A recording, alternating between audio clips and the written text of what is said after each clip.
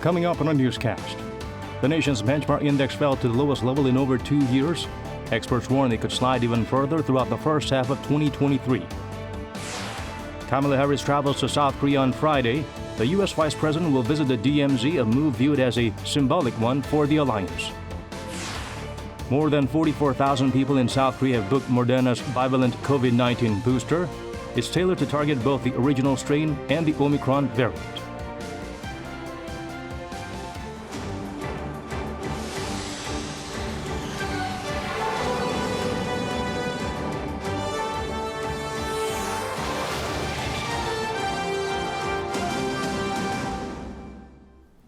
Hello, it's good to have you with us at this hour. I'm Daniel Che. Let's begin with the top story. The KOSPI touched its lowest level in over 2 years, briefly falling below 2,200. Analysts fear there's plenty of room on the downside, especially going into the first half of next year. Shinzo Abe starts us off. South Korea's benchmark KOSPI plunged below 2,200 points during trading on Tuesday for the first time in 2 years and 2 months. The index opened slightly higher, coming off a 3% decline on Monday. But by midday, it had fallen to a fraction of a point below 2,200.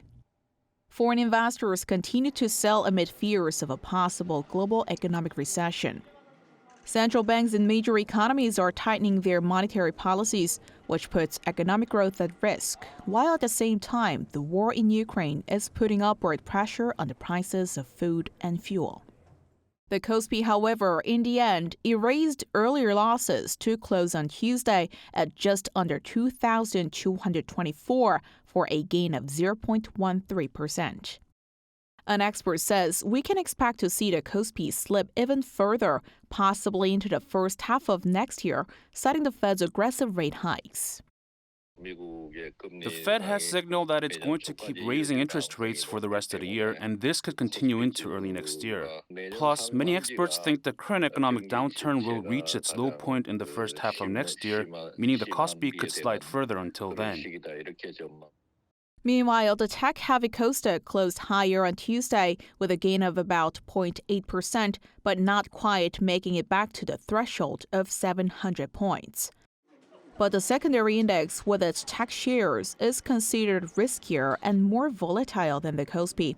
So the same expert said investors should brace for an even bumpier ride on the Kosdaq. 신세벽, Arirang News.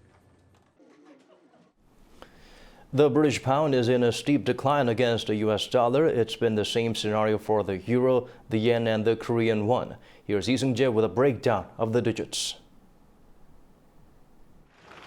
New UK Prime Minister Liz Truss recently announced plans to stimulate economic growth through the largest tax cut in 50 years.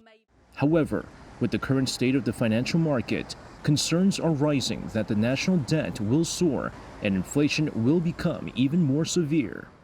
Right now, it does seem to be pretty reckless, and what the government has effectively done is given us some money back in terms of tax cuts.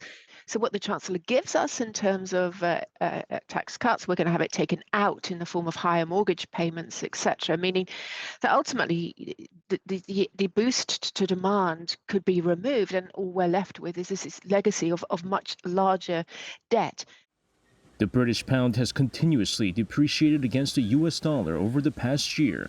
Sterling fell as low as $1.05 on Monday, before slightly rebounding to $1.07. In addition, with the bond market also fluctuating, the yield on the 5-year government bond stood at about 4.6%, the highest since September 2008 during the last global financial crisis. But the British pound isn't alone. The euro also sank to its lowest against the greenback, with €1 trading for as low as 95 US cents also on Monday. The same holds true for the yuan and the yen in Asia's two largest economies in China and Japan. Both governments intervened as their currencies continued to fall helplessly against the strengthening US dollar. Some experts believe the current trend is similar to that of the 1997 Asian financial crisis, adding that the Korean won and the Philippine peso are the most vulnerable currencies in Asia. Lee Seung-jae, Arirang News. Stocks on Wall Street closed significantly lower, with investors unnerved by the rout of the pound, the strengthening of the U.S. dollar, and a sharp rise in American government bond yields. The Dow Jones sank almost 330 points, off more than 20% from the all-time high in January, meaning it's officially in a bear market. The S&P 500 dropped slightly over 1% to its lowest level since mid-June. The tech-heavy Nasdaq fell 0.6%. It's the fifth session in a row all these three main indices were down. Oil prices also declined. West Texas Intermediate fell 2.58%, closing at under $76 a barrel, the lowest since January.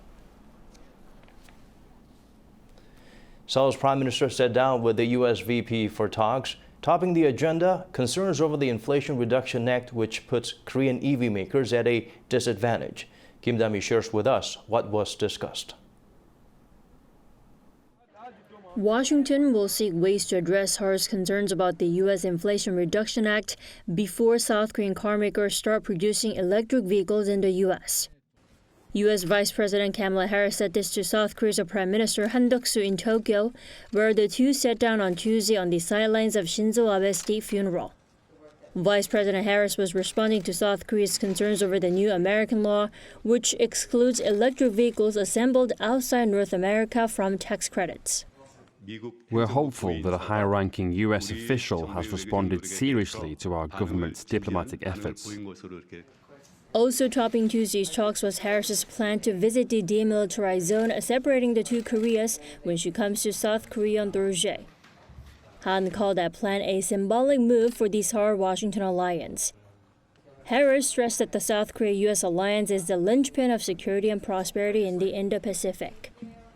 We take that relationship seriously, and we stand with you in the face of threats, knowing that we are aligned on so many issues. We have a shared history.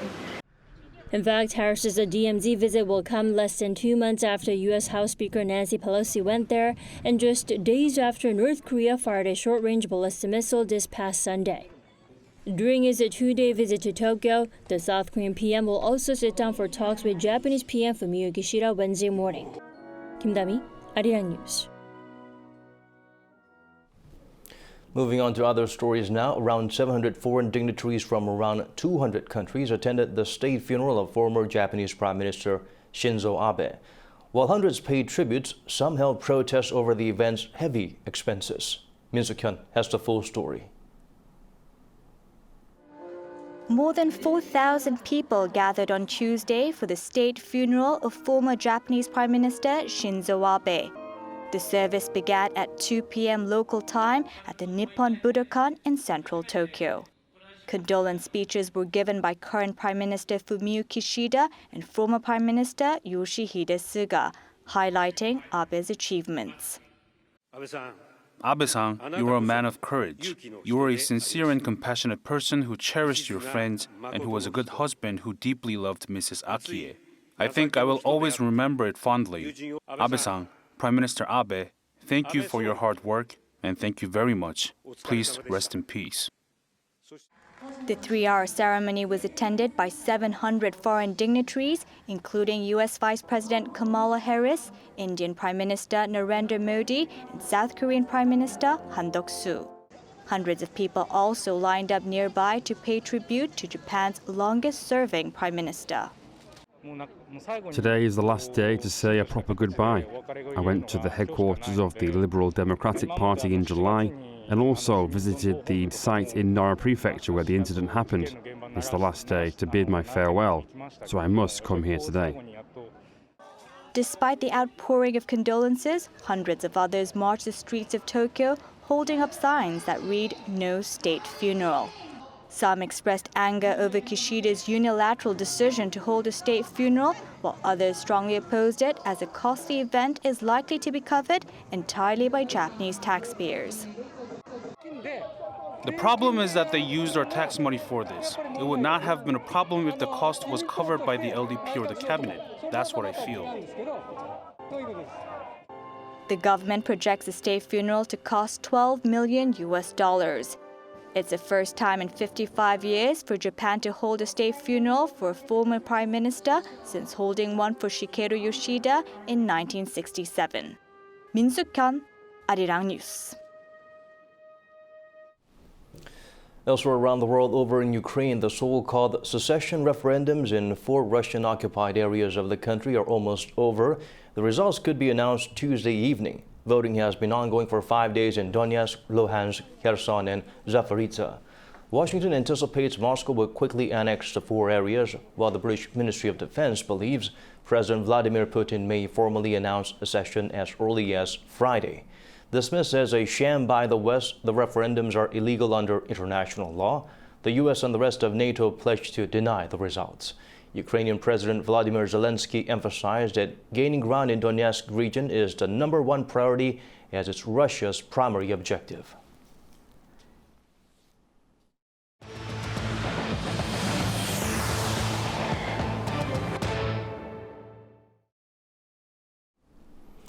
More than 44,000 people in South Korea booked the Omicron-targeting Moderna bivalent COVID-19 booster shots. Booking opened on Tuesday. Some 13 million considered to be high risk, including seniors, the immunocompromised, as well as those in care facilities, will get the shots first from October 11th. Those not included in this group can also get vaccinated by booking a leftover dose online or over the phone. Authorities will announce vaccination plans for the rest of the population soon. South Korea's financial regulators decided to offer more help to businesses hit by the pandemic by allowing them to extend the maturity of their loans by another 3 years. They'll also be able to get a grace period of up to a year. This applies only for loans taken out before March 2020. Choi Min-jung explains further. South Korea is taking measures to ease the financial burden on small and medium-sized firms and business owners hit hard by COVID-19. The Financial Services Commission announced Tuesday that maturity dates for loans taken out by SMEs and small business owners will be extended by up to 3 years starting October. This will be of benefit to around 534,000 people. After September 2025, financial institutions will be able to decide whether to extend. Since 2020, the maturity date had been extended 4 times by 6 months. But this 3-year extension comes amid volatile market conditions caused by high inflation, as well as sharp rises in interest and exchange rates. Also starting next month, around 38,000 people will be able to defer repayments for up to 1 year. Currently, repayments can only be deferred for up to 6 months. Those who are unable to meet the deadline can also sign up for programs that lower interest rates or the amount of debt. The chairman of the commission says the new measures are aimed at giving SMEs and small business owners flexibility to recover their businesses sufficiently. Financial authorities have said that if the maturity dates ended this month as originally scheduled, small business owners would have been at risk of going under. Choi Min-jung, Arirang News. Staying here in the nation, rival party lawmakers passed a series of non-contentious bills. These include launching a committee to support Gangwon-do to become a special autonomous province. Another was final approval on signing FTAs with Israel and Cambodia. Kim Bo-kyung brings the highlights from Tuesday's plenary session. Before several bills were passed at a plenary session at National Assembly on Tuesday, new ruling party floor leader Ju Ho-young was elected as the head of the House Steering Committee, replacing the former PPP floor leader Kwon Sung-dong. The position deals with the operational business within National Assembly and matters related to the presidential office and is usually taken by a ruling party floor leader. Ju asked for cooperation from the Democratic Party, which currently holds the majority seats. Only when the ruling and the opposition parties put their heads through talks and compromise for people and national interests, rather than blaming each other's differences and use it for political strife, politics can recover the trust and contribute to the country's development. Among several bills that were passed was one for a new support committee under the Prime Minister to discuss matters related to administrative and fiscal autonomy for Gangwon-do province to successfully become a special autonomous province. Currently, Jeju and Sejong are the only self-governing provinces in South Korea. The committee will support the launching of Gangwon as a special self-governing province, which is scheduled for June next year. It will grant necessary exemptions and promote regulations, which is expected to further enhance regional decentralization and strengthen its competitiveness. The ratification bill granting approval for South Korea to sign a free trade agreement with Israel was also passed. Seoul's main exports to Israel, such as automobiles, parts, textiles, and cosmetics, will have zero tariffs, so our export share is expected to expand in the Israeli and Middle Eastern markets. Economic ties between South Korea and Cambodia are also set to deepen as a separate bill approving the ratification of an FTA with the ASEAN nation was also given the final nod during the session. Kim Bo-kyung, Arirang News. This is the busiest time for South Korean legislators, as the annual assembly session gets into full swing. Lawmakers will be racing to push through a number of crucial bills. Lee Kyung-un provides a glimpse of what to expect. Both the rival parties say this assembly session is all about improving people's livelihoods amid mounting economic woes. And ahead of their policy speeches to come this week, the two parties completed their list of main bills to push through. The ruling People Power Party has 10, and their three key pillars are social minorities, public safety, and future growth. These also align with the policy goals of the Yoon Suk-yeol administration, like increasing benefit payments for parents, creating jobs in rural areas, and nurturing semiconductor talents. On the other side, the main opposition Democratic Party has laid out 7 key agendas, mainly for senior citizens, parents, the disabled, and workers. Passage of the bills is expected to be relatively smooth in areas of mutual interest, like those dealing with the low birth rate, preventing and punishing the crimes of stalking, and improving the working environment for cargo truckers. But there are several contentious bills, a challenge for the ruling party, which is now in the minority in the assembly and will need the support of the DP. There's only so much we can do without the DP's cooperation. I hope this assembly will be remembered as a blossoming of parliamentary democracy. The two blocs are not enemies but are actually partners navigating the same river. There are areas where we compete but also those where we cooperate. But for several bills, a rocky road can already be seen ahead. This includes the so-called yellow envelope law, spearheaded by the opposition bloc, aimed at protecting unionized workers from lawsuits when they go on strike. The PPP says it infringes on the property rights of management and encourages illegal industrial action.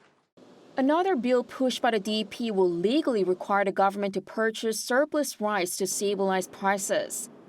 The PPP calls it populism. Eyes are on how the two resolve these issues to bring ultimate success to this assembly. Lee Kyung-un, Arirang News. The nation's statistics agency released last year's mortality data. The top cause of death overall was cancer, but for those younger than 40, it was suicide. Kim Jun helps us look beyond the numbers. Last year, suicide was the #1 cause of death in South Korea among people between the ages of 10 and 39. But regardless of age, cancer has been the leading cause of death among the general Korean population for the past 40 years, including last year. According to data released by Statistics Korea on Tuesday, a total of 317,680 deaths were reported last year, an increase by more than 4% from the previous year. The number of suicides recorded in the country last year was estimated to be at 13,352. The average rate of suicide is 11.1 among OECD countries, excluding age structural effects, and South Korea recorded the highest level of 23.6 deaths.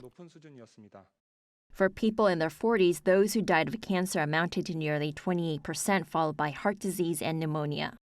Meanwhile, the number of deaths due to the coronavirus recorded more than 5,000 last year. Kim Ji-yeon, Arirang News. The royal cipher of King Charles III was unveiled on Monday local time. It features the Tudor crown, the king's initials. The version used in Scotland will feature the Scottish crown. The king selected the cipher himself from 10 designs prepared by the College of Arms. The cipher can be seen on buttons, military uniforms, passports, and post boxes. But whether it will be replaced will be up to individual organizations. Also, the Bank of England will present the new pound sterling banknotes with the king's portrait by the end of the year. They're expected to enter circulation by mid-2024.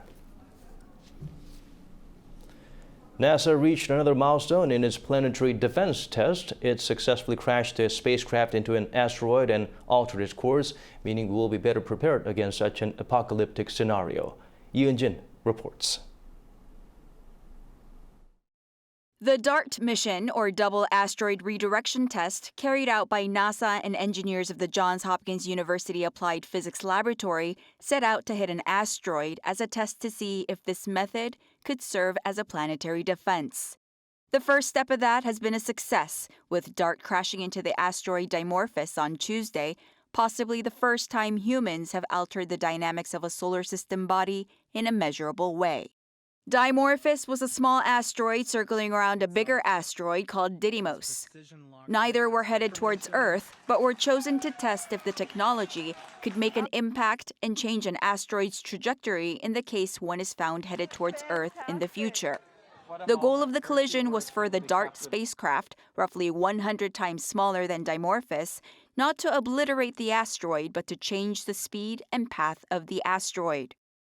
The first test is the test of our ability to build an autonomously guided spacecraft that will actually achieve the kinetic impact on the asteroid. The second test is the test of how the actual asteroid responds to the kinetic impact, because at the end of the day, the real question is how effectively did we move the asteroid, and can this technique of kinetic impact be used in the future if we ever need it to? While there currently are no asteroids on a direct course towards Earth, there are more than 27,000 asteroids in all shapes and sizes classed as near Earth. Engineers of the DART mission are expecting images taken of the collision with Dimorphos and its aftermath in the next few days, but access to actual quantitative data of the impact will take another 2 months.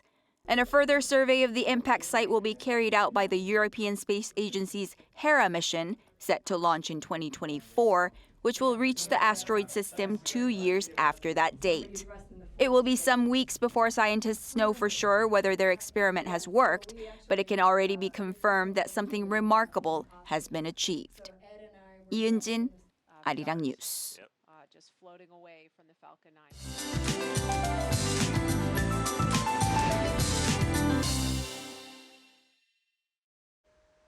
Typical autumn weather conditions will prevail tomorrow with wide temperature gaps. Seoul will see a difference of 10 degrees between day and night.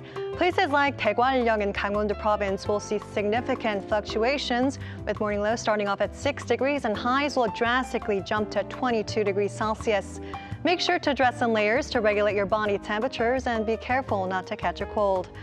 Under such wide temperature gaps, leaves tend to change their colors faster. The first autumn leaves of the year are forecast to appear on Seoraksan Mountain this week. About 20% of the leaves will change their colors. They will reach their peak at around the end of October to early November. We will keep you posted on the specific dates by region later this week. Morning lows in Seoul and Gwangju will be starting off at 17 degrees. And daily highs in Seoul will be reaching 27, Chuncheon 26, Daegu and Gyeongju will be making it to 25 degrees. Temperatures will stay warm with highs hovering around 27 degrees, but dry spells will continue as well, so please take extra precautions against fires.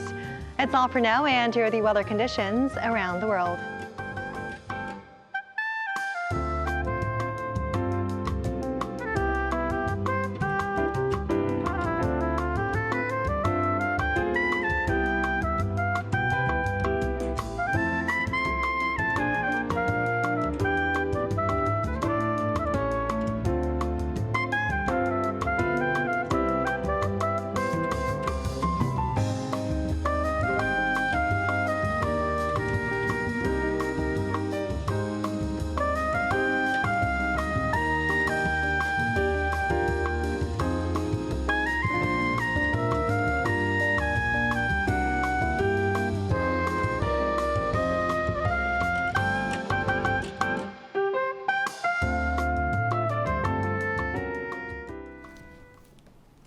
These are the stories we're following at this hour. From all of us here at Arirang News, thank you for watching.